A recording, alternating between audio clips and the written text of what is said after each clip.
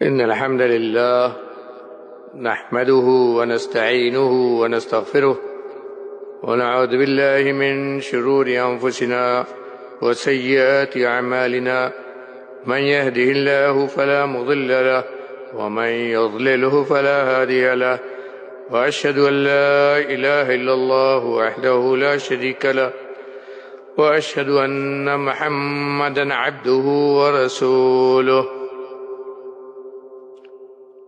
أرسله بالحق بشيرا ونذيرا بين يدي الساعة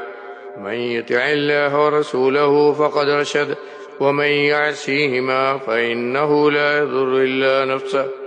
ولا يضر الله شيئا أما بعد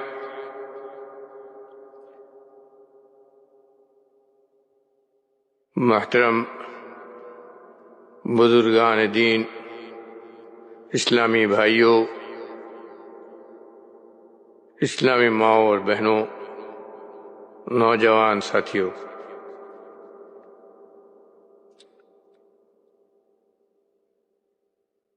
پندرہ اگست کی تاریخ ہمارے ملک ہندوستان کے لیے ایک یادگار تاریخ ہے۔ ہر سال اسی تاریخ کو ہمارا ملک اپنی آزادی کی یادگار مناتا ہے۔ ہم سب جانتے ہیں کہ 15 اگست 1947 کو ہمارے ملک کو اس انگریزی استعمار سے آزادی حاصل ہوئی تھی، اور ہمیں اپنے قانون اور اپنے دستور کے مطابق اپنے ملک میں پوری آزادی سے ساتھ رہنے کا اختیار حاصل ہوا تھا۔ بلا شبہ یہ موقع ہم سب کے لیے یادگار موقع اور یادگار دن ہے، اور اس آزادی کی یادگار میں خوشی منانا یہ ہر ہندوستان میں رہنے والے ہندوستان واسیوں کا حق ہے، اور اسی حق کے تحت یہ دن یادگار کے طور پر منایا جاتا ہے، اور اس دن میں حکومت بھی اپنے سطح سے مختلف قسم کے پروگرام کراتی ہے تاکہ آزادی کا وہ دن جس دن آزادی کا سورج طلوع ہوا تھا ہمارے ہندوستان میں، اس دن کی یادگار آگے آنے والی نسلوں کے دلوں میں باقی رہے، اور ہماری آگے آنے والی نسلیں یہ جانیں کہ اس ملک کو انگریزی استعمار سے آزاد کرانے کے لیے ہمارے آباء و اجداد نے کیسی کیسی قربانیاں دیں اور کیسی کیسی تکلیفیں سہیں، اور انگریزوں کے ساتھ کس طرح سے جہاد کیا اور اس ملک کو آزاد کرایا۔ اس موقع پر جہاں یہ ضروری ہے کہ ہم خوشی منائیں، وہیں یہ بھی ضروری ہے کہ اپنا آباء و اجداد کی ان عظیم قربانیوں کو بھی یاد کریں جن کے ذریعے ہمیں اس ملک میں آزاد سانس لینے کا موقع حاصل ہوا۔ یہ عظیم موقع ہے، لیکن اس عظیم موقع پر ہمیں ان اپنے آباء و اجداد کی قربانیوں کو یاد رکھنا ہوگا جنہوں نے جان مال اپنا سب کچھ آزادی حاصل کرنے کے لیے، اس ملک کو آزادی دلانے کے لیے سب کچھ قربان کر دیا تھا۔ اس سلسلے میں یہ بھی ضروری ہے کہ ہم صحیح تاریخ جانیں۔ تاریخ نویسی کر کے اپنوں اور غیروں نے بہت سارے تاریخ کے واقعات کو مٹا دیا، اور ان لوگوں کا ذکر غائب کر دیا گیا جنہوں نے حقیقت میں قربانیاں دی تھیں، اور جن کی قربانیوں سے ہی آگے چل کر آزادی کے یہ دن ہمیں نصیب ہوئے تھے۔ ضروری ہے کہ ہم حقیقت کو جانیں، تاریخی حقیقت کو جانیں، اور اس تاریخ حقیقت میں ہم یہ سمجھیں کہ آزادی کی اس جنگ میں، آزادی کے اس جہاد میں کن لوگوں نے صحیح طور پر قربانیاں پیش کی تھیں اور کون لوگ انگریزوں کے فریب کا شکار ہو گئے تھے۔ اگر ہم آزادی کی اس پوری تاریخ کا تاریخی صفحات کے اندر غور کریں تو یہ ماننا پڑتا ہے کہ صحیح طور پر سمجھنے کے لیے ہمیں اس تاریخ کو، آزادی کی اس تاریخ کو، جنگ آزادی کی اس تاریخ کو 3 مرحلوں میں تقسیم کرنا چاہیے۔ حقیقت تو یہ ہے کہ ابتدائی طور پر انگریزوں سے آزادی دلانے کے لیے سب سے پہلے مسلمان ہی کھڑے ہوئے تھے، اور اس کی وجہ یہ تھی کہ انگریزوں کے استعمار سے پہلے اس ملک میں 800 سال تک مسلمانوں نے مغلی دور میں حکومت کی تھی، اور اسی مغلی دور کے خاتمے کے ساتھ ہی ساتھ انگریز اس ملک پر قابض ہوا تھا۔ تحریک حقیقت میں شاہ ولی اللہ محدث دہلوی رحمۃ اللہ علیہ کی تحریک دعوت آزادی فکر سے شروع ہوتی ہے، کیونکہ جب مغلیہ دور کا وہ زمانہ آیا جسے طوائف الملوکی کا زمانہ کہا جاتا ہے، جب دلی کی حکومت کمزور پڑ گئی، مغلیہ حکومت کمزور پڑ گئی، اور ہر طرف جو صوبیدار تھے وہ اپنی حکومت بنانے لگے، اور دوسری طرف سکھوں، مراٹھوں اور دوسرے ہندو راجاؤں نے بھی اپنی چھوٹی چھوٹی حکومتیں بنا لی، تو یہ صاف نظر آنے لگا کہ مسلمان جو اپنے صحیح دین سے پھر چکا، دور جا پڑا ہے، طرح طرح کے خرافات اور عملی خرابیاں اور دوسری عملی بے راہ رویاں مسلمانوں کے اندر در آئی ہیں، اور خود شاہی دربار کے اندر ہر قسم کی خرابی پہنچ چکی ہے، تو ہر دانا و بینا اور دور رس انسان یہ سمجھنے لگا تھا کہ اب مغلی دور کا خاتمہ، زوال قریب ہی ہے، اور اس زوال کے ساتھ ساتھ جو علماء دین تھے ان کو یہ بھی سمجھ میں آنے لگا تھا کہ ہمارے لیے اپنے دین کو ملک میں باقی رکھنے کے لیے محنتیں کرنی ہوں گی۔ چنانچہ سب سے پہلے جس انسان کو اللہ نے توفیق دی اصلاحی دعوت کو قائم کرنے اور مسلمانوں کے اندر نئی زندگی ڈالنے کے لیے، وہ شاہ ولی اللہ محدث دہلوی رحمۃ اللہ علیہ، جن کی وفات 1771 میں جن کی وفات ہوئی تھی، 1771 عیسوی میں جن کی وفات ہوئی تھی، ان کو اللہ رب العالمین نے دین کا وہ علم دیا تھا کہ اس علم کے سہارے انہوں نے مسلمانوں کے فکری، عقیدہ اور عمل کی اصلاح کی کوششیں جاری کی، اور اس میں اس کے بعد اپنے 4 بیٹوں کو لگایا اور ان کے ذریعے مسلمانوں کو جو قرآن اور حدیث سے دور جا پڑے تھے اس طرف لانے کی کوشش کی۔ یہ وہ دور تھا جب مغل حکومت اپنے زوال کے پہنچ چکی تھی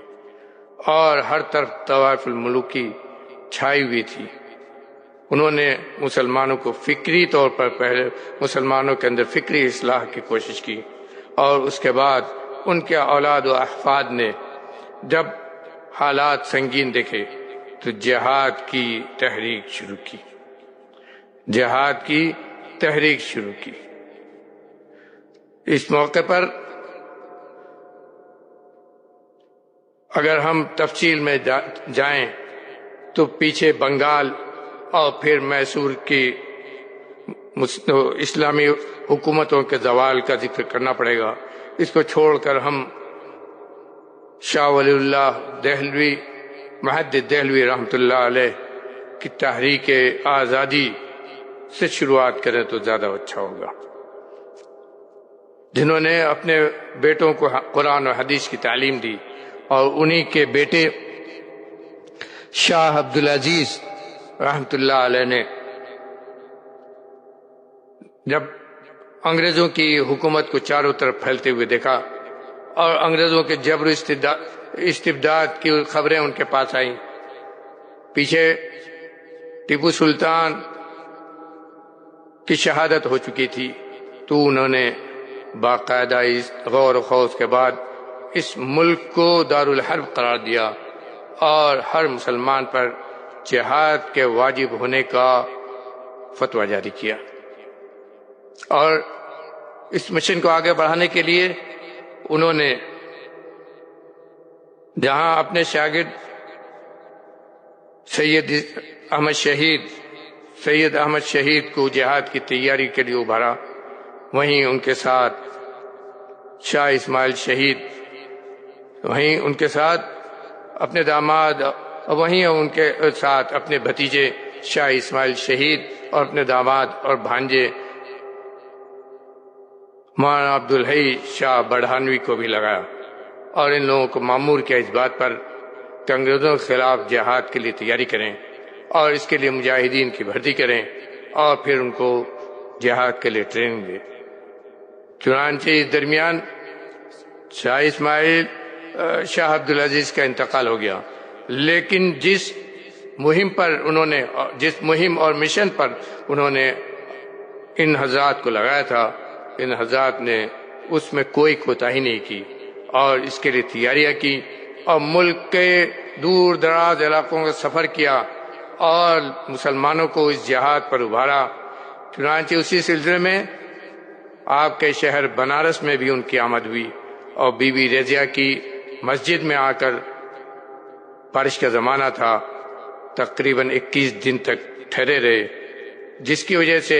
آپ کے شہر بنارس میں بھی تحریک احیاء کتاب و سنت کا بول بالا ہوا اور کتاب و سنت کی دعوت یہاں کئی علاقے میں پھیلی۔ اور جب لوگوں نے یہ دیکھا کہ ہماری تیاریاں چل رہی ہیں تو غور کرنے کے بعد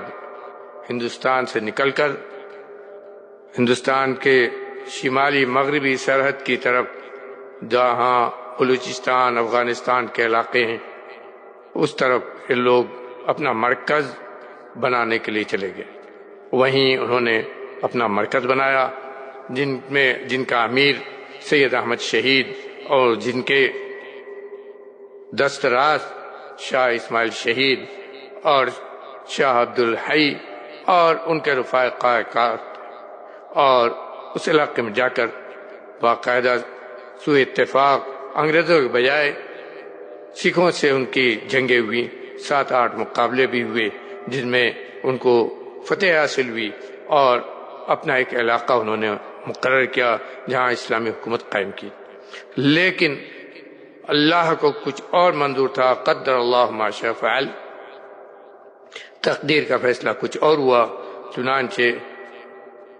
بالا کوٹ کے میدان میں اپنوں کی غداری اور سکھوں کی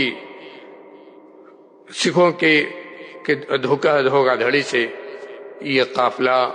شہید کیا گیا۔ بالا کوٹ کے میدان میں سید احمد شہید رحمۃ اللہ علیہ اور ان کے ساتھی شاہ اسماعیل شہید اور ان کے قریبی رفقائے کار شہید کیے گئے۔ یہ واقعہ 6 مئی 1831 برس جمعہ کا، جب اس عظیم تحریک جہاد کے اکثر قائدین شہید کر دیے گئے، اور ایک طرح سے ایسا لگا کہ اب یہ تحریک جہاد ختم ہو جائے گی، لیکن اللہ کو اس تحریک کو زندہ رکھنا تھا، اسی لیے اللہ رب العالمین نے ان خراب حالات میں بھی انہی کے کچھ ایسے معاونین کو کھڑا کیا جو ہندوستان میں دعوت و تبلیغ کا کام کر رہے تھے، تو اس تحریک کو سنبھالیں۔ حالات بہت ہی خراب تھے، جو ان کے ساتھی بچے ہوئے تھے وہ مایوس، مغموم اور مقہور تھے۔ ان کو سمجھ بھی نہیں آ رہا تھا کہ اب آگے ہم جہاد کی اس تحریک کو کیسے چلائیں گے۔ لیکن اللہ رب العالمین نے پٹنہ کے امیر خاندان، نہایت ہی دولت مند خاندان سے 2 افراد کو کھڑا کیا، مولانا عنایت علی اور مولانا ولایت علی، دونوں سگے بھائی، جن کو اللہ نے بے پناہ دولت دی تھی اور جن کی اپنی کوٹھی تھی صادق پور میں، اور اللہ نے ان کے اندر جذبہ جہاد کو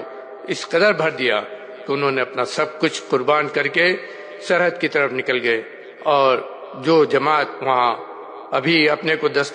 بے دست و پا پا رہی تھی، ان کی قیادت کے لیے تیار ہوئے، اور ان لوگوں نے ان کے ہاتھوں پر بیعت کی، اور پھر دوبارہ یہ قافلہ تیار ہوا۔ یہ حقیقت میں دوسرا مرحلہ ہے، یہ دوسرا مرحلہ اسے ہم کہہ سکتے ہیں، اور یہیں سے ہم یہ کہہ سکتے ہیں کہ تحریک جہاد کی جو بنیاد ڈالی تھی شہیدین نے، سید احمد شہید اور شاہ اسماعیل شہید نے، وہ ختم نہیں ہوئی جیسا کہ بعض لوگ کہتے ہیں، بلکہ وہ زندہ تھی، اور اس کو زندگی عطا کیا پٹنہ صادق پور کے ان مالدار گھرانے کے 2 افراد نے، مولانا عنایت علی، مولانا ولایت علی، اور ان لوگوں نے بالا کوٹ میں جا کر دوبارہ اپنے رفقا کو، بچے ہوئے رفقا کو اکٹھا کیا، ان کی فوجی ٹریننگ کی، اور ان کے ساتھ دوبارہ انگریزوں کے خلاف جنگ کی تیاری کی، اور تقریباً 100 سال تک اس علاقے میں رہ کر انگریزوں کو چنے چبوا دیے، اور ان کو باقاعدہ مجبور کیا اس بات پر کہ سمجھیں اس طاقت کو۔ چنانچہ انگریز نے جب اس طاقت کو سمجھا تو اس کا نتیجہ یہ ہوا کہ صادق پور کی ان کی کوٹھی ضبط کی گئی۔ ان لوگوں نے کون کون سی قربانیاں نہیں دی، ان لوگوں نے کون کون سی قربانیاں نہیں دی، حقیقت یہ ہے، اور اس کا موافق اور مخالف بہت سارے تاریخ نویسوں نے اعتراف کیا ہے کہ شروع میں جب یہ تحریک شروع ہوئی تھی، شروع میں جب تحریک شاہ احمد شہید اور شاہ اسماعیل شہید کے زیر نگرانی، زیر قیادت چل رہی تھی، تو اس وقت مسلمانوں کے دونوں طبقے، حنفی اور حدیث، سب ایک ساتھ مل کر کام کر رہے تھے۔ دونوں کے اندر رواداری تھی، دونوں کے اندر جہاد کا پرزور جذبہ تھا، اور دونوں ایک ساتھ مل کر انگریز اور سکھوں کے خلاف جہاد میں مشغول تھے، اور فروعی مسائل میں ان کے اندر رواداری تھی، سخت گری نہیں تھی۔ لیکن جب شہیدین کی شہادت کے بعد جب تحریک دوبارہ زندہ ہوئی تو انگریزوں نے ان کے اوپر سختیاں کی، ان کی کوٹھیوں کو ضبط کیا، ان کے مال و منال کو ضبط کیا، اور یہی نہیں، دھیرے دھیرے وہابی باغی ہم مانا قرار دیا، یہ سمجھایا کہ جو آمین بالجہر کرتے ہیں، جو رفعین سے نماز پڑھتے ہیں، یہ الگ قسم کے مسلمان ہیں، یہ وہابی ہیں، ان کا نجد کے وہابیوں سے ان کا تعلق ہے، وہیں اسی جگہ کے عقیدے کو اپناتے ہیں، اور حقیقت میں وہابی باغی ہم مانا ہے، اور اسی وجہ سے پھر جو مصیبتیں آئیں وہ صرف اور صرف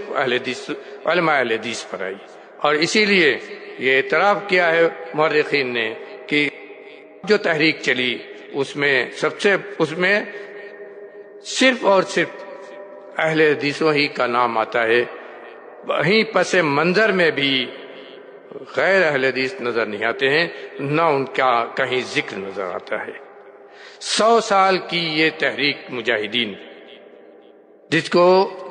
ان اہل حدیث علماء نے زندہ اور تابندہ رکھا، اس میں کسی غیر اہل حدیث کا کہیں ذکر نہیں ملتا۔ اس سے معلوم ہوتا ہے کہ علماء اہل حدیث نے اس ملک کو انگریزوں سے آزادی دلانے کے لیے کس زمانے سے محنتیں کی، اور 100 سال تک جو محنت کی دوسرے مرحلے میں، تو اس مرحلے میں صرف اہل حدیث تھے، اور یہی وہ اہل حدیث تھے جنہوں نے ہر قسم کی اپنے جان کے نذرانے پیش کیے۔ انگریزوں کو جب بھی موقع ملا شب خون مارا، اور جب بھی ان کو موقع ملا تو انگریزوں کے خلاف شب خون ڈالا، اس کی چھاونیوں کو تہس نہس کیا، شمالی کوہستان میں بیٹھ کر انگریزوں کو ناکو چبوا دیے۔ اور 100 سال میں نہ تو انگریزوں کے ساتھ کوئی مصالحت کی، نہ مفاہمت کی، نہ کسی قسم کی مداہنت کا مظاہرہ کیا، جبکہ ان کی جائیدادیں ضبط کی گئیں، ان کے خلاف بغاوت کے مقدمات چلائے گئے، ان کو کالے پانی کی سزائیں دی گئیں، اور ان کے ساتھ ہر طرح کی سزا روا رکھی گئی، اور یعنی ہم تعداد میں نہیں بیان کر سکتے کہ کتنوں کو سولی چڑھایا گیا۔ اس سلسلے میں اگر ہم ذکر کریں تو سید احمد شہید کے جانشینوں میں مولانا ولایت علی متوفی 1369 ہجری، یا کہیں نومبر 1852 عیسوی، مولانا عنایت علی متوفی 22 مارچ 1858 ہجری، مولانا عبداللہ متوفی 29 نومبر 1902 ہجری، مولانا عبدالکریم متوفی 11 فروری 1915 ہجری۔ اور اس طرح ایک سلسلہ ہے اہل حدیث علماء کا جنہوں نے باقاعدہ اس تحریک جہاد کو آگے بڑھایا، اور یہاں تک تقریباً 100 سال تک انگریزوں کے خلاف جہاد کرتے رہے، اور یہاں تک کہ 1857 کا وہ واقعہ ہوا جس کو عام طور پر آج جنگ آزادی کی شروعات مانا جاتا ہے، حالانکہ یہ جنگ آزادی ہم نے ذکر کیا کہ اس سے بہت پہلے شروع ہوئی تھی، جس کی بنیاد شاہ ولی اللہ صاحب محدث دہلوی رحمۃ اللہ نے اپنی اصلاحی تحریک، اپنی فکری اور اصلاحی تحریک سے شروع کیا تھا۔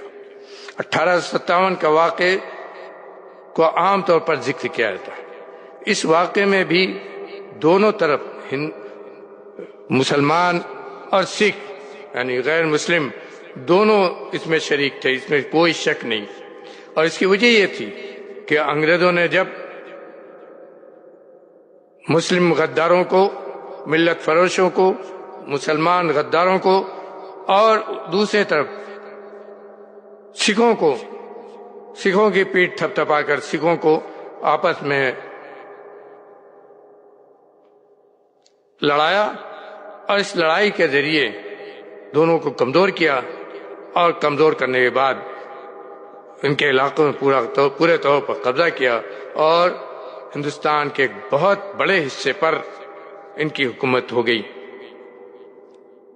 تو اس وقت ان کی فوج میں تو لائے تھے اپنے ساتھ مختصر سی فوج، لیکن اب ان کی ہندوستانی فوج میں ایک طرف غدار مسلمان بھی تھے، تو دوسری طرف سکھ سردار کے بہت سارے افراد بھی تھے جو مختلف ریاستوں سے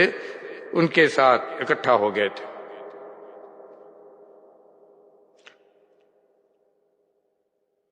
عام طور پر مورخین نے لکھا ہے کہ 1857 کا جو واقعہ ہوا، اس کی وجہ یہ ہوئی کہ انگریزوں نے مسلمانوں اور ہندوؤں کے جذبات کو مجروح کرنے کے لیے ایسی گولیاں بنائی جن کے پیچھے گائے اور خنزیر کی چربی لگا دی گئی تھی۔ انگریزوں نے ایسی گولیاں بنائی جن کے پیچھے گائے اور خنزیر کی سور کی چربی لگا دی گئی تھی، اور فائر کرنے کے بعد ہر فوجی کو گولی اپنے منہ سے نکالنی پڑتی تھی۔ ہر فوجی کو یہ اگر گولی لگی تو یہ گولی اپنے منہ سے نکالنی پڑتی تھی۔ مسلمان کو اس بات پر غصہ آیا کہ اس میں سور کی چربی لگی ہوئی ہے جو ہمارے لیے حرام ہے، اور غیر مسلم سکھ اس پر اس لیے ناراض ہوئے کہ اس میں ہماری گو ماتا جو ہے اس کی چربی لگی ہوئی ہے، ہماری گو ماتا کی چربی لگی ہوئی ہے، اور اس کی وجہ سے مسلمان، سکھ اور غیر مسلم جو انگریز فوج کے اندر تھے، ان کے اندر شدید اضطراب پیدا ہوا، اور اسی اضطراب کا نتیجہ ہوا کہ 1857 کا واقعہ ہوا، جس میں باقاعدہ مسلمانوں نے علم جہاد بلند کیا، اور یہ جاننا چاہیے کہ جنرل پخت جو اس جہاد کی تحریک کی قیادت کر رہے تھے، وہ پکے اہل حدیث تھے، اور انہیں کی قیادت میں دہلی پر ہندوستانی فوج نے قبضہ کیا۔ ہندوستانی فوج سے مراد مسلمان اور وہ سکھ وغیرہ جو انگریزوں کے خلاف اس جنگ میں کھڑے ہوئے تھے، جن میں زیادہ تر مسلمانوں کی تعداد تھی۔ اسی لیے مسلمانوں نے دہلی میں بہادر شاہ ظفر کو حکمرانی کے لیے آمادہ کیا، لیکن وائے بدقسمتی،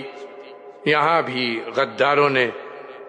مسلمان غداروں نے اور غدار ہندوؤں نے مل کر اس تحریک کو وہ نقصان پہنچایا کہ مسلمانوں کے ہاتھ سے دہلی کی حکومت جو قائم ہوتی، اور جس کے ذریعے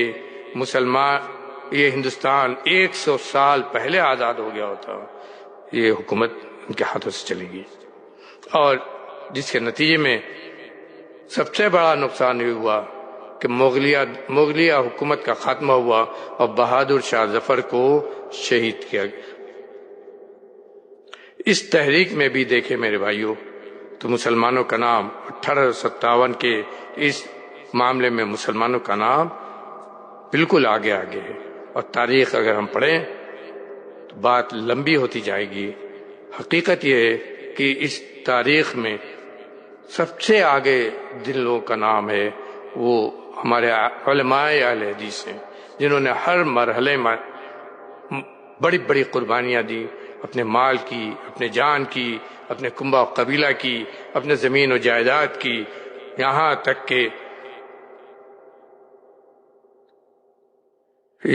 کہ کالا پانی تک جانا قبول کیا اور پھانسیوں کو بھی قبول کیا، لیکن ان کے اندر جہاد کا وہ جذبہ تھا جس کو ہنٹر نے جس نے مسلمانوں کی اس تاریخ کی حقیقت کو لکھا ہے اور جس کو بڑا معتمد مانا جاتا ہے، اس نے بڑے ہی عجیب و غریب انداز سے بیان کیا۔ انہی میں ایک مولانا احمد اللہ صاحب تھے، مولانا عنایت علی وغیرہ کے بعد یہی پٹنہ صادق پور کے۔ ان کے اوپر ان کا ایک واقعہ سنا کر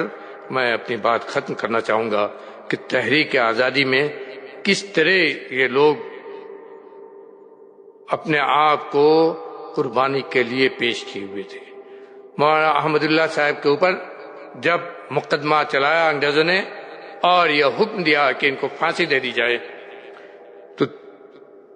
پھانسی سے 3 دن پہلے انگریز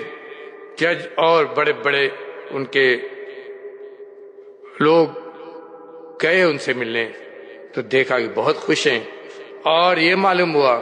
کہ ان کا وزن خوشی کے مارے بڑھ رہا ہے۔ تو انہوں نے ان سے پوچھا کہ آپ کو تو 3 دن کے بعد پھانسی ہونے والی ہے، یہ کیا کہ آپ کو اتنی زیادہ خوشی ہے؟ کہا کہ اس لیے خوشی ہے کہ ہم نے جس ارادے سے اور جس جذبہ سے اور جس ایمان سے تمہارے خلاف جہاد کی تحریک شروع کی تھی، اس کا جو انجام ہونا چاہیے، اس شہادت کو نوش کرنے کے لیے اب ہمارا وقت آ گیا ہے۔ اس شہادت کی تیاری میں ہمیں خوشی ہو رہی ہے کہ اب وہ وقت آ گیا ہے کہ ہم اپنی جان اللہ کے ہاں شہادت کے لیے پیش کرنے جا رہے ہیں۔ انگریز اس پر کھجلا گیا اور اس نے حکم دیا کہ ان کو کالا پانی، ان کو قید کر دیا جائے، زندگی بھر یہ قید میں کاٹیں۔ اور جب بھیجا جانے لگا تو ان کی جو داڑھی تھی اس کو چھیلوا دیا انگریز نے۔ داڑھی کے بال کو اٹھا کر وہ روتے تھے اور کہتے تھے کہ تم کو تو اپنی شہادت کا موقع ملا، لیکن مجھے اپنی شہادت کا موقع نہیں ملا. ان انگریزوں نے مجھے قید کرنے کا حکم لگا دیا. اور لیکن اے میری داڑھی، تو اللہ کے دربار میں تو نے اپنی شہادت پیش کر دی. یہ جذبات تھے ان کے، اور ان جذبات کے ساتھ اس ملک کو آزاد کرانے کے لیے انہوں نے توغہ کی تھی. اس کے بعد کی آگے کی تاریخ وہ ہم سنتے اور پڑھتے ہیں، جہاں ہندو اور مسلمان دونوں نے مل کر اس تاریخ اس ملک کو آزاد کرانے کے لیے جدوجہد کی. اور آگے چل کر انگریزوں نے اپنی چال بازی کے ذریعے اور ان کی جو گندی سیاست تھی، لڑاؤ اور حکومت کرو، اس کے ذریعے مسلمانوں اور غیر مسلموں کے درمیان اس ملک کی تقسیم کرائی. اور پاکستان اور ہندوستان میں دو ملک تقسیم ہوا، اور اس کے جو خراب اثرات ہوئے وہ سب، اور ان خراب اثرات کے تحت مسلمانوں کی بے انتہا مسلمانوں کی جانیں گئیں، وہ سب تاریخ کا ایک حصہ ہے. ہمیں اس تاریخ کو اس کے صحیح رنگ میں پڑھنے کی کوشش کرنی چاہیے، اور جن لوگوں نے صحیح معنی میں اس تاریخ کے لیے قربانیاں دی، اس آزادی کے لیے قربانیاں دی ہیں، ان کی قربانیوں کو یاد کرنا چاہیے، اور اپنے اندر اس ملک کو ترقی دینے، اس ملک کو ہر قسم کی برائی سے پاک کرانے، اس ملک کو کرپشن سے دور کرانے، اور اس ملک کو صحیح ترقی کی راہ پر گامزن کرنے کے لیے اپنی قربانی دینے کا جذبہ اپنے اندر پیدا کرنا چاہیے. اللہ تعالی ہم سب کو اس کے توفیق عنایت فرمائے.